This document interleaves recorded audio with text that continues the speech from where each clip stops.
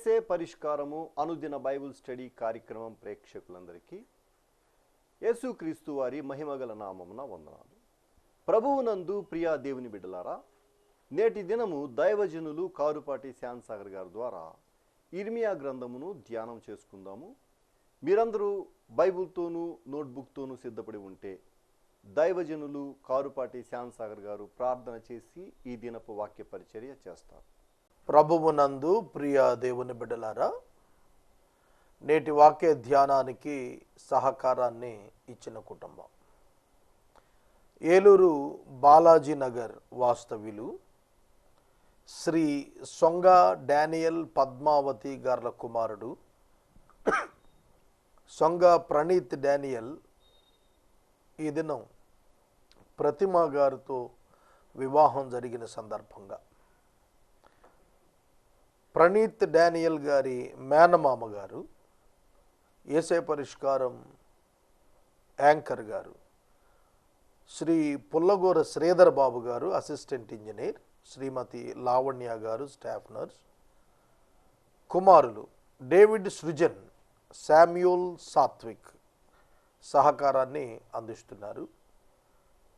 సొంగ Praneeth Daniel ప్రతిమా గార్ల వివాహం నేటి దినం పరిశుద్ధ వివాహం ఘనంగా జరిగిన సందర్భంగా ఎపిసోడ్ ఇచ్చిన కారణాన శ్రీధర్ బాబు గారికి, లావణ్య గారికి, వారి కుమారులు డేవిడ్ సృజన్ గారికి, శామ్యూల్ సాత్విక్ గారికి ప్రత్యేక ధన్యవాదాలు. దేవుడు సొంగ ప్రణీత్ డానియల్ గారిని, ప్రతిమ గారిని, వారి వైవాహిక జీవితాన్ని ఆశీర్వదించినట్లు ప్రతి ఒక్కరము ప్రార్థన చేద్దాం. ప్రార్థన చేసుకుని వాక్య ధ్యానానికి వెళదాం. తలలు వంచండి, ప్రార్థనలో ఏకీభవించండి. మమ్ములను మిక్కిలిగా ప్రేమిస్తోన్న మా ప్రియ పరలోకపు తండ్రి, మీ పరిశుద్ధ గణనామమునకు వందనములు, స్తోత్రములు చెల్లిస్తున్నాము. నేటి దినం పరిశుద్ధ వివాహము ద్వారా మీచే జతపరచబడిన యవనులు ప్రణీత్ డానియల్ ప్రతిమా గారి కొరకు కృతజ్ఞతలు. వారి వైవాహిక జీవితాన్ని ఆశీర్వదించండి. ఈ సందర్భంగా శ్రీధర్ అన్నగారు, లావణ్య గారు, బిడ్డలు డేవిడ్ సృజన్, శామ్యూల్ సాత్విక్ ఇచ్చిన సహకారమును బట్టి మీకు కృతజ్ఞతలు ప్రభు. బిడ్డలను దీవించండి. నేటి వాక్య ధ్యానం ద్వారా మమ్మల్ని ఆశీర్వదించండి. యేసు ప్రభువు పేరిట ప్రార్థిస్తూ ఉన్నాము తండ్రి, ఆమెన్. ప్రభువునందు ప్రియ దేవుని బిడ్డలారా, దయచేసి మీ పరిశుద్ధ బైబిల్ గ్రంథాన్ని తెరవండి. ఇర్మియా గ్రంథము 49వ అధ్యాయము 7వ వచనము. 7వ వచనము నుండి ఏషావు వంశస్థులైన ఎదోమీయులను గూర్చిన తీర్పులు. ఏషావు ఎవరు? బైబిల్ గ్రంథంలో ఇస్సాకు కుమారుడు, యాకోబు యొక్క సహోదరుడు ఏషావు. ఏషావును ఎదోము అని కూడా పిలిచారు. ఎదోము అను మాటకు అర్థం రెడ్, RED, రెడ్ అంటే ఎర్రని అని అర్థం. ఏషావు ఒంటి నిండా రోమములు గలవాడు, ఎర్రనివాడు. మరియు ఏషావు జ్యేష్ఠత్వపు హక్కును అమ్ముకున్నాడు కేవలం ఎర్రని వంటకము కొరకు, చిక్కుడుగాయల కూర కొరకు ఏషావు తన జ్యేష్ఠత్వాన్ని అమ్ముకున్నాడు యాకోబుకి. కనుక ఎర్రని అనే పేరు అతనికి తగింది. ఒక విధంగా నిక్ నేమ్ అనుకుందామా, ఎదోము అని కూడా పిలిచారు. కనుక ఎదోమీయులు అనగా ఏషావు యొక్క సంతతి. యాకోబు 12 మంది కుమారులు, ఒక కుమార్తె. యాకోబునకు 12 కుమారులు, ఒక కుమార్తె. అలాగే ఏషావునకు కూడా కుమారులు, కుమార్తెలు ఉన్నారు. యాకోబు తన మామగారి ఇంటి నుండి తిరిగి వస్తున్నాడు. వెనుకకు తిరిగి వస్తున్నప్పుడు మహానయీము దాటిన తరువాత మహానయీము ఆదికాండం 32వ అధ్యాయంలో మహానయీము దాటిన తరువాత ఏశావు అతనిని ఎదుర్కోటానికి వస్తున్నాడు. యబ్బోకు రేవు దగ్గర యాకోబు తన సంతతిని భార్యలను డివైడ్ చేశాడు. ఒక గుంపు గిఫ్ట్గా ఏశావుకి ఇవ్వటానికి ముందుకు పంపాడు. మిగిలిన వారిని ఆస్తులను సంపదను డివైడ్ చేసి ఇచ్చి ముందుగా పంపన్నాడు. ఒంటరిగా మిగిలిపోయాడు యబ్బోకు రేవులో. ఆదికాండం 32వ అధ్యాయంలో ఈ వృత్తాంతం కనిపిస్తుంది. ఒంటరిగా ఉన్న యాకోబుతో దేవుడు సంధించాడు. యాకోబును ఇశ్రాయేలుగా అక్కడ మార్చేశాడు దేవుడు. ఆ తదుపరి ఏశావు అతన్ని ఎదుర్కొన్నాడు.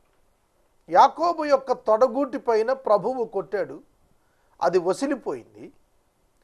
తొడగూడు వసిలింది కనుక కుంటుతూ నడుస్తున్నాడు. ఏశావు యాకోబు నద్దకు వచ్చినప్పుడు అతని మెడ మీద పడి ముద్దు పెట్టుకుని కౌగిలించుకుని ఏడ్చాడు. ఆ సందర్భంలో ప్రభువా ఈ మందను స్వీకరించు అని చెప్పి యాకోబు ఏశావుని అడిగాడు. అడుగగా ఏశావు చెప్పిన జవాబు, నాకు కావలసినంత ఉన్నది, ఇది నీవే ఉంచుకొనుము అని అన్నాడు. ఏశావును నేను బైబిల్లో తరచు చూచినప్పుడు కంప్లీట్ కార్నల్ మ్యాన్, సంపూర్ణంగా శరీర సంబంధమైన మనిషి కనబడ్డాడు నాకు. ఆ ఫిజికల్ ఇమోషన్స్ రక్త సంబంధం దగ్గరికి వచ్చేటప్పటికి ఆత్మ సంబంధమైన వివేచనతో కూడిన భావోద్రేకాలు కాదు, రక్త సంబంధాన్ని డామినేట్ చేస్తున్న కారణంగా వచ్చిన భావోద్రేకాలు. నువ్వు నా తమ్ముడివి, నాకు చాలా ఉంది కాబట్టి నీది నువ్వే ఉంచుకో. ఈ సందర్భంలో మనం గుర్తెరగాల్సింది ఏమిటంటే, ఏశావుకి ప్లెంటీ ఆఫ్ మనీ ఉంది, కానీ లేనిదేమిటి? దేవుని యొక్క ఆశీర్వాదం. ఏశావు కన్నీరు విడిచాడు. నా మాటలు జాగ్రత్తగా వింటున్నారా సహోదరుడా, సహోదరి? జాగ్రత్తగా వినండి. ఏశావు ఒక్క ఆశీర్వాదమైన దీవెన అయినా లేదా అని ఏడ్చాడు. ఇస్సాకు గడగడలాడిపోయాడు. యాకోబు మోసం చేసి ఏశావుకు రావలసినటువంటి దీవెనలు దొంగతనం చేశాడు. తండ్రిని మోసగించి కొట్టేశాడు. ఆ సందర్భంగా ఇస్సాకు గడగడలాడుతూ, ఒక్క దీవెన కూడా లేదయ్యా, నీకు శాపం ఉంది అని అన్నాడు. ఏమిటి పనిష్మెంట్? ఏమిటి శాపం అంటే ఏమిటి? డబ్బులు లేకపోవటమా? కాదు, దేవుడు లేకపోవటం. దేవుణ్ణి కలిగి లేడు ఏశావు. యాకోబు దేవుణ్ణి కలిగి ఉన్నాడు. యాకోబు యొక్క జీవితంలో దేవుణ్ణి కలిగి ఉన్నదే ప్రధానమైంది తప్ప ఆస్తులు అంతస్తులు కాదు. ఏశావు దేవుడు కలిగి లేకపోయినప్పటికీ, దేవుణ్ణి కలిగి లేకపోయినప్పటికీ ఏశావు చాలా సంపద కలిగినవాడు. ఇవాళ లోకంలో చాలామందికి సంపద ఉన్నది, కావలసినంత ఉన్నది, కానీ దేవుడు లేడు వారి జీవితాల్లో. No use. స్పిరిచువల్ లైఫ్ లేదు వారి జీవితాల్లో. ఫెలోషిప్ విత్ గాడ్ లేదు. కనుక లోకంలో మేము చాలా సంపాదిస్తున్నాం, మాకు స్థిరత్వం ఉన్నది, మమ్మలను ఎవరు ఏమి చేయలేరు అనే భావన డబ్బును బట్టి కలిగిన వారిలో ఎదోమీయులు ఒకళ్ళని చెప్పుకోవచ్చు. కనుక అన్వయింపుకు వచ్చేటప్పటికి ఏశావు ఎలా భ్రష్టుడయ్యాడో అనగా, భౌతిక అవసరతల కొరకు ఆధ్యాత్మికతను తాకట్టు పెట్టేయటం, భౌతిక అవసరతల కొరకు ఆధ్యాత్మికతను తిరస్కరించటం, భౌతికమైనటువంటి అంశాల కొరకు ఆత్మ సంబంధమైన విషయాలను నిర్లక్ష్యం చేయటం, ఇది ఏశావు యొక్క క్వాలిటీ. ఏశావును గురించి వ్యభిచారి అని వ్రాయబడింది. ఏశావును గురించి భ్రష్టుడు అని వ్రాయబడింది. ఏశావును గురించి ఒక పూట కొరకు కక్కుర్తబడిన వాడు అని వ్రాయబడింది. కనుక ఏమిటి మేజర్ క్యారెక్టర్ ఏమిటి ఏశావుది అని అంటే, he gives importance to the earthly things, not to the spiritual things. భూ సంబంధమైన వాటి మీద మనసు పెట్టుకున్నవాడు ఏశావు. ఏశావు సంబంధి అంటే భూ సంబంధమైన వాటి మీద మనసు పెట్టుకున్నాడు. నేను ఒక వ్యక్తిని గురించి చెబుతాను, జాగ్రత్తగానండి. ఒక పెద్ద సేవకుల కుటుంబం నుంచి ఒక ఆయన వచ్చాడు. ఆయన కుమారుడు చాలా డబ్బు సంపాదిస్తున్నాడు. అతడు కుమారుడు చూసి చాలా సంతోషపడిపోతున్నాడు. నా కుమారుడు ఎంత సంపాదిస్తున్నాడో, ఎన్నో బిల్డింగ్స్ కొంటున్నాడు, ఆస్తులు కొంటున్నాడు. ఈ తండ్రి మురిసిపోతున్నాడు. చివరికి తేలింది ఏమిటంటే, ఆ కుమారుడు తన యొక్క అక్రమమైనటువంటి జీవితం చేత ఆ ఆస్తులు కొంటున్నాడని తెలుసుకుని నివ్వెరపోయాడు. కానీ దాని నుండి బయటకు రావటానికి వారి యొక్క జీవితంలో ఆధ్యాత్మిక శక్తి లేదు. ధనాపేక్ష నుండి వెలుపటకు రావటానికి ప్రభువు లేని జీవితంతో నిర్మాణమైనటువంటి ఆస్తుల చేత వారు తరువాత తడుముకున్న సమస్య నుండి బయటికి రాలేకపోయారు. సహోదరుడా, సహోదరి, ఈనాడు డబ్బు కష్టపడిన ప్రతి ఒక్కళ్ళకి వస్తుంది. కష్టపడిన వాళ్ళు డబ్బు చేస్తారు, ఖచ్చితం. అది తెలివి కలిగిన వారు డబ్బు సంపాదిస్తారు. కనుక డబ్బే మూలం, డబ్బే సమస్తం అనుకుంటే అవివేకం, పొరపాటు. దేవుడు యాకోబును కోరుకున్నప్పుడు యాకోబునకు ఇచ్చినటువంటి స్వాస్థ్యం తనే, God himself and the covenant with him. అతనితోని నిబంధనను ఇంపార్టెంట్ తప్ప, అతనిని ఏర్పరచుకున్న విధానం ముఖ్యం తప్ప, అతనికి ఏమేమి ఉన్నాయో అవన్నీ కూడా ముఖ్యం కాదు. సోదరుడా, సోదరి, ఏదోమీయులు శరీర సంబంధులు, ఏదోమీయులు ప్రకృతి సంబంధులు, ఏదోమీయులు లోక సంబంధమైన వాటి మీద మనసు ఉంచుకున్నవారు అక్కడతో సరిపెట్టుకున్నారు తప్ప దేవుని చెంతకు రావటానికి ఇష్టపడలేదు. అట్లాంటి ఏదోమీయులను గూర్చి 7వ వచనం నుండి చెబుతున్నాడు. చదువుతాను చూడండి. సైన్యములకు అధిపతియగు యెహోవా ఏదోమును గూర్చి ఇలా సెలవిస్తున్నాడు, తేమానులో జ్ఞానమికనేమియూ లేదా? తేమాను మంచి పట్టణం, జ్ఞానమిక ఏమియూ లేదా? Spiritual knowledge concerning Edom, thus says the Lord of hosts, is wisdom no more in Teman? Has counsel perished from the prudent? వివేకులకు ఆలోచన లేకపోయిందా? వారి జ్ఞానం వ్యర్థమైపోయిందా? తేమానులో జ్ఞానమిక లేకపోయిందా? ఏమిటి కోరుతున్నాడు? Knowledge is different from the wisdom. Knowledge can be obtained from the education, but the wisdom comes from above.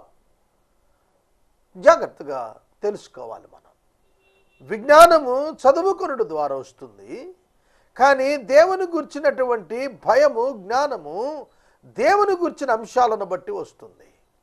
కనుక విద్య కలిగి ఉండటం ఒక భౌతిక జీవితానికి మేలుకరమైనదైతే, దేవుణ్ణి తెలుసుకున్నట, knowledge about God and knowing God both are different. Knowledge about the Bible is different from the knowing the God. దేవుని తెలుసుకున్నట్టుకు బైబిల్ను తెలుసుకునటానికి వ్యత్యాసం ఉన్నది. బైబిల్ని బుక్కిష్గా తెలుసుకోవటం వేరు, దేవుణ్ణి ఎక్స్పీరియన్స్లో తెలుసుకోవటం వేరు. దేవుడు ఏదో మీరు అడుగుతోంది అదే. Knowledge is different from the wisdom. Believer needs the wisdom. జ్ఞానము కావాలి, దైవ జ్ఞానము కావాలి, దయ్యముల జ్ఞానం కాదు. ఈనాడు రకరకాల జ్ఞానాలు ఉన్నాయి. టెర్రరిస్టులు రకరకాలైన ఆయుధాలు తయారు చేస్తున్నారు, అది కూడా జ్ఞానమే. దేనికి పనికొస్తుంది? అది డిస్ట్రక్షన్, నాశనానికి పనికొస్తుంది. అవునా? అవును. సోదరుడా, సోదరి, చాలామంది తమ టెక్నికల్ నాలెడ్జ్ను ఉపయోగించి చెడ్డ పనులు వాడుకుంటున్నారు. దేనికి ఉపయోగపడుతుంది? చవకగా సారా తయారు చేస్తే దేనికి ఉపయోగపడుతుంది? ఓన్లీ ఫర్ డిస్ట్రక్షన్ సైక్, నాశనానికే. దేనికి? నీ జ్ఞానం దేనికి? నీ ఆలోచన దేనికి? నీ తెలివితేటలు దేనికి?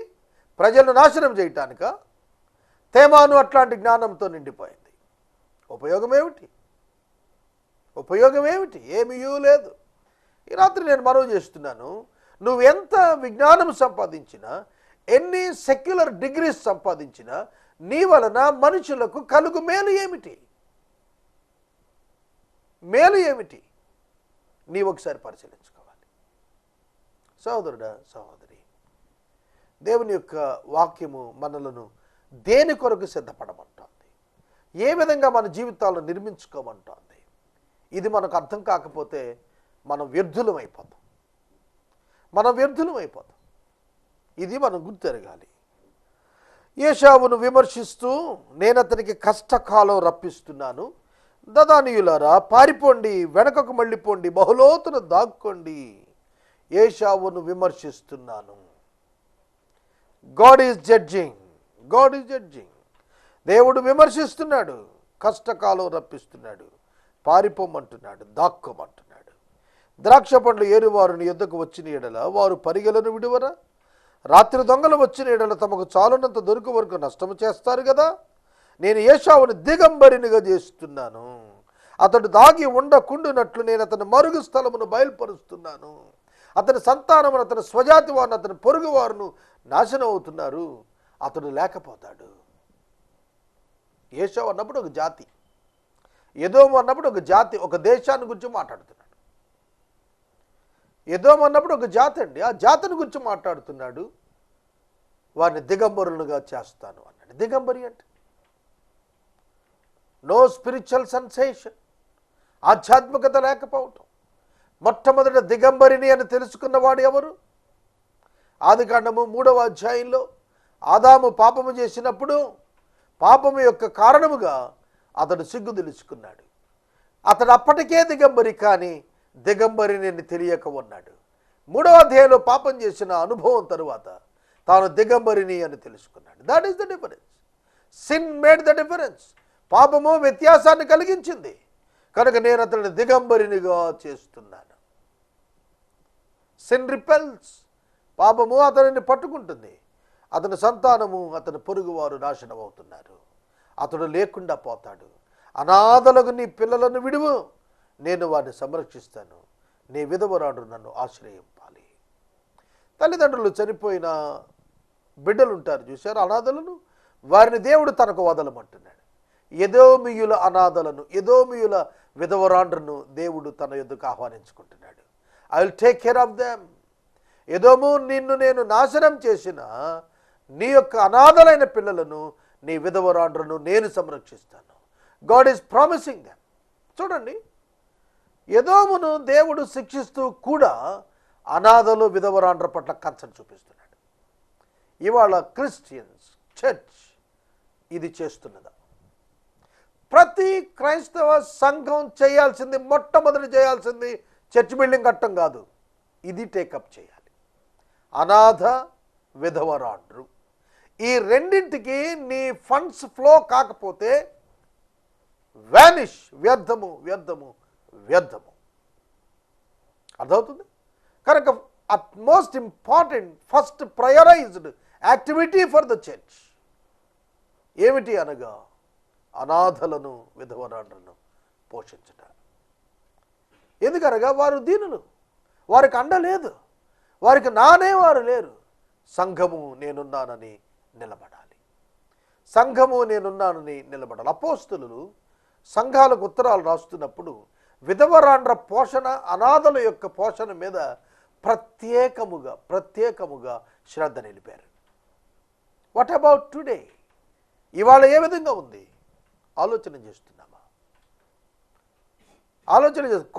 కోట్ల రూపాయల భవనాల చేత మందిరాలు కడతా ఉంటున్నాం, కానీ విధవరాండ్ర పోషణ ఎవరు బాధ్యత తీసుకుంటున్నారు?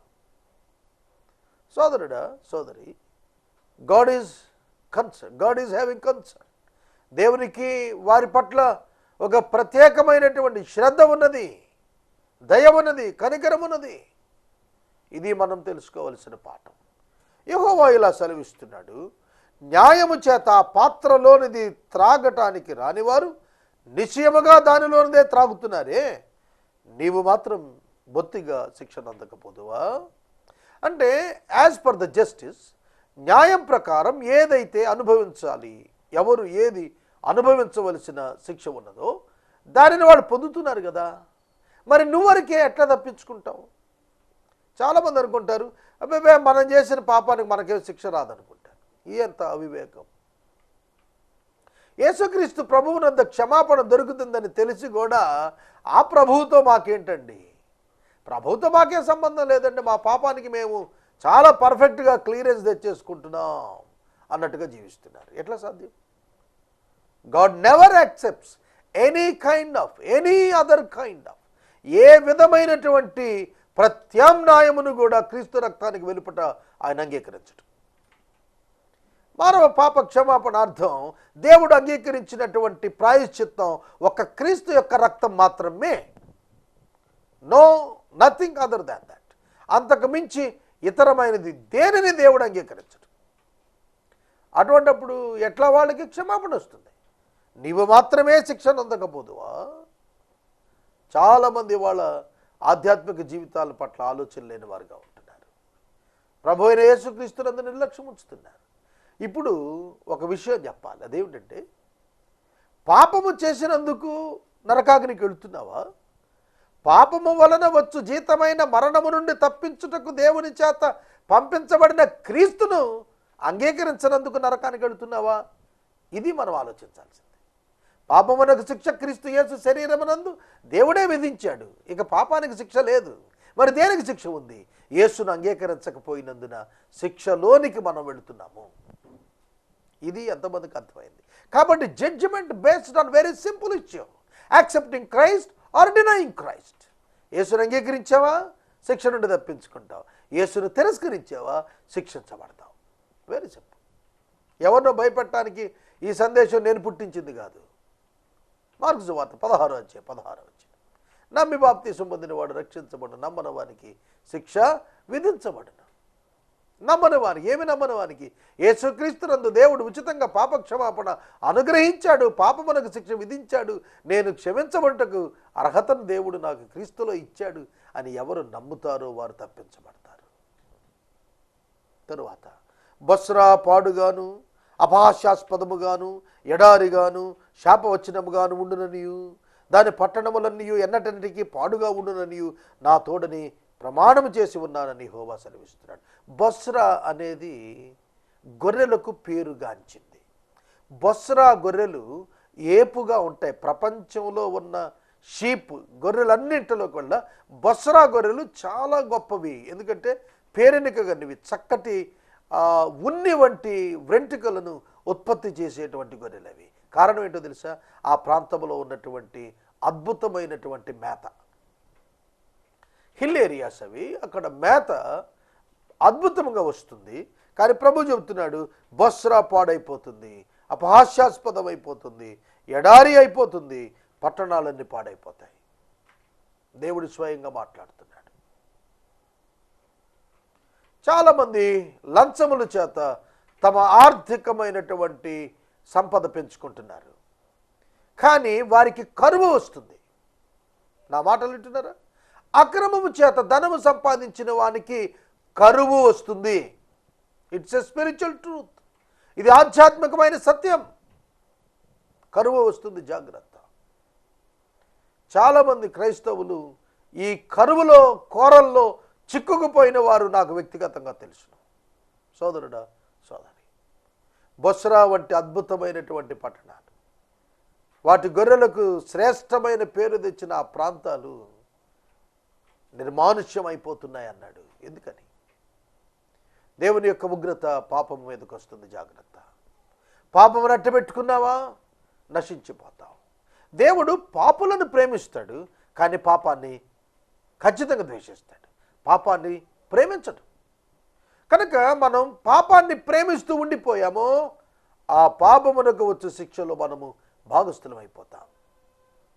కనుక పాపమును గురించి నిర్లక్ష్యముగా ఉండవద్దు. దాన్ని విసర్జించుటకు జీవిద్దాం. యెహోవా యొద్ద నుండి నాకు వర్తమానం వచ్చెను, జనముల యొద్దకు దూత పంపబడ్డాడు, కూడుకొని ఆమె మీదకి రండి, యుద్ధానికి లేచి రండి, జనములలో అల్పునుగాను మనుషులలో నీచునుగాను నేను నిన్ను చేస్తున్నాను. ఎటువంటి మాట అండి? మనుషులలో అల్పునిగా నేను నిన్ను చేస్తున్నాను అన్నాడు. ఒకప్పుడు గనులలో ఉండేటువంటి ఎదోమీయులు అల్పులలో ఒకటిగా మారిపోబోతున్నారు. వారి యొక్క పేరు ప్రతిష్టలు ఏమయ్యాయి? వారి సిరి సంపదలు ఏమైపోయాయి? కామన్ మెన్లో వెరీ కామన్ మెన్గా మారిపోతున్నాడు అని అన్నాడు. దేవుడు వారికి అటువంటి శిక్షను అనుగ్రహిస్తున్నాడు. తప్పుకొనలేరు. నీవు భీకరుడవు, కొండ సందుల్లో నివసించువాడా, పర్వత శిఖరును స్వాధీనపరుచుకునేవాడా, నీ హృదయము గర్వము నిన్ను మోసపుచ్చెను. కారణం ఏమిటంటే నీ హృదయ గర్వము నిన్ను మోసపుచ్చెను. స్పిరిచువల్ ప్రైడ్, అంతరంగంలో ఆధ్యాత్మిక సంబంధమైన గర్వం పాడు చేసింది.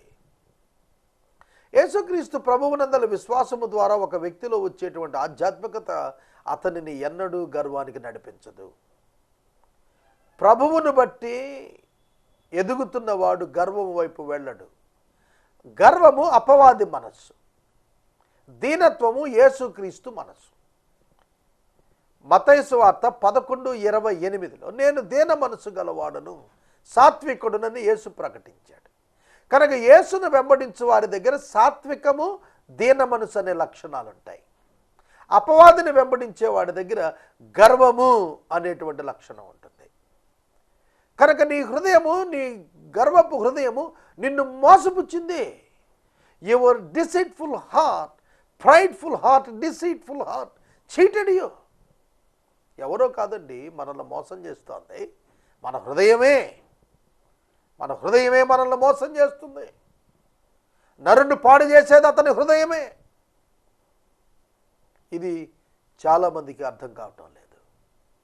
ఎవరో పాడు చేసేస్తున్నారు మనల్ని అనుకుంటాం కాదు, ఏవో పరిస్థితులు పాడు చేసే అనుకుంటాం కాదు, మనలను మనమే పాడు చేసుకుంటున్నాము. ఆత్మ సంబంధమైన వారుగా జీవించనంత కాలము కూడా మనలను మనము పాడు చేసుకున్న వారమే. నీవు పక్షిరాజు వలె నీ గూటిని ఉన్నత స్థలాల్లో కట్టుకున్న అక్కడ నుండి నిన్ను కింద పడేస్తాను. ఎదోము పాడైపోవును, దాని మార్గములో నడుచువారు ఆశ్చర్యపడి దాని ఇడుములన్నీ చూచి వేళాకోళం చేస్తారు. సొదొమ గొమొర్రా వాటి సమీప పట్టణములు పడగొట్టబడిన తరువాత వాటిలో ఎవడనూ కాపురం ఉండకపోయినట్లు ఏ మనుషుడు అక్కడ కాపురం ఉండడు, ఏ నరుడు దానిలో బస చేయడు. ఎదోము పాడైపోవును. సొదొమ గొమొర్రాలో అగ్ని గంధకాలు కురిసిన తర్వాత ఏ మనిషి అక్కడ నివాసం చేయలేకపోయాడు. క్రీస్తు పూర్వం 600 సంవత్సరాల నాటికి. చూడండి, 2000 సంవత్సరాలప్పుడు సొదొమ గొమొర్రాల మీద అగ్ని గంధకాలు కురిశాయి. 600 అంటే 1400 సంవత్సరాలు ఆ రెండు దేశాల్లో కూడాను జనసంచారం లేదు. అట్లాగే సొదొమ గొమొర్రాల్లో జనసంచారం లేదు. అట్లాగే ఎదోములో కూడా జనసంచారం ఉండదన్నాడు. చిరకాలము నిలిచి నివాసం పట్టుకొనాలని శత్రువులు యోర్దాను ప్రవాహం నుండి సింహం వలె వస్తున్నారు. నిమిషములోనే నేను వారిని దాని ఎదురు నుండి తోలేస్తాను. నేనెవరిని నేర్పరుతునో వారిని దాని మీద నియమిస్తాను. నన్ను పోలి ఉన్న వాడే, నాకు ఆక్షేపణ కలుగుజేయవాడేడి, నన్ను ఎదిరింపగల కాపరియేడి. ఎదోమును గురించి యెహోవా ఆలోచన వినండి, తేమాను నివాసులను గురించి ఆయన ఉద్దేశాన్ని వినండి. నిశ్చయముగా మందలో అల్పులైన వారిని శత్రువులు లాగుతారు. నిశ్చయముగా వారి నివాసము వారిని బట్టి ఆశ్చర్యపడుతుంది. వారు పడిపోగా అఖండమైన ధ్వని పుడుతుంది. భూమి దానికి దద్దరిల్లిపోతుంది. అంగలార్పు ఘోష ఎర్ర సముద్రం గనుక వినబడిను. శత్రువు పక్షిరాజు వలె ఎగిరి బొసరా మీద పడాలని రెక్కలు విప్పుకున్నాడు. ఆ దినమున ఎదోము బలాఢ్యుల హృదయములు ప్రసవించు స్త్రీ హృదయాల వలె వేదనతో ఉండును.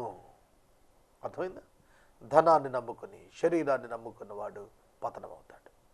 నేటి వాక్యోపదేశమునకు సహకారం ఇచ్చినటువంటి కుటుంబం ఏలూరు బాలాజీ నగర్ వాస్తవ్యులు సొంగ డానియల్ పద్మావతి గార్ల ఏకైక కుమారుడు సొంగ ప్రణీత్ డానియల్ గారు, ప్రతిమ గారి యొక్క వివాహం ఈ దినం ఘనంగా జరిగిన సందర్భంగా ప్రణీత్ డానియల్ గారి మేనమామ గారు, ఏసే పరిష్కారం యాంకర్ గారు, శ్రీ పుల్లగూర శ్రీధర్ బాబు ఏఈ, శ్రీమతి లావణ్య గారు, డేవిడ్ సృజన్, శామ్యూల్ సాత్విక్ గారు సహకారాన్ని ఇస్తున్నారు. దేవుడి కుటుంబాన్ని దీవించునుగాక.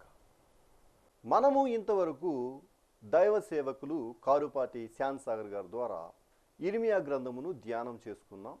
ఈ కార్యక్రమం ద్వారా మీరు పొందుకొనుచున్న ఆత్మీయ మేలులు ఒక ఉత్తరం ద్వారా మాకు తెలియచేయండి. మీ ప్రార్థనా మనవులు మాకు తెలియచేస్తే ఏసే పరిష్కారం కార్యాలయంలో ఏర్పాటు చేసిన ప్రత్యేక ప్రార్థనా శిబిరంలో మీ కొరకు ప్రార్థిస్తాం. మీ కుటుంబ పక్షముగా ఒక ఎపిసోడ్ ప్రసారం చేయాలనుకునేవారు మాకు తెలియచేస్తే మా సిబ్బంది మీ గృహాలను దర్శిస్తారు. ముగింపు ప్రార్థన ఆశీర్వాదాలతో ఈ కార్యక్రమాన్ని ముగించుకుందాం. ప్రార్థన. మమ్మల్ని మిక్కిలిగా ప్రేమిస్తున్న మా తండ్రి, వందనాలు. ప్రణీత్ డానియల్ ప్రతిమాలను మీరు దీవించండి ప్రభు. అద్భుతమైన ఆశీర్వాదకరమైన వైవాహిక జీవితాన్ని ఇవ్వండి ప్రభు. ఎపిసోడ్ సహకారం ఇచ్చిన శ్రీధర్ బాబు గారు, లావణ్య గారు, వారి ఇరువురు కుమారులు డేవిడ్, శామ్యూలను దీవించండి. ఎపిసోడ్ సహకారాలను పంపండి ప్రభు. యేసు నామమున ప్రార్థిస్తున్నాము తండ్రి, ఆమేన్. తండ్రి అయిన దేవుని ప్రేమ, కుమారుడైన యేసయ్య కృప, పరిశుద్ధాత్మని యొక్క అన్యోన్య సహవాసం సదాకాలం మనందరికీ తోడై ఉండును గాక.